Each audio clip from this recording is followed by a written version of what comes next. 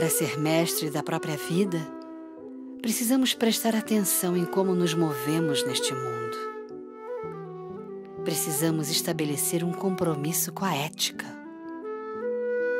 Ambição é tudo o que você pretende fazer na vida. Já a ética são os limites que você se impõe na busca da sua ambição.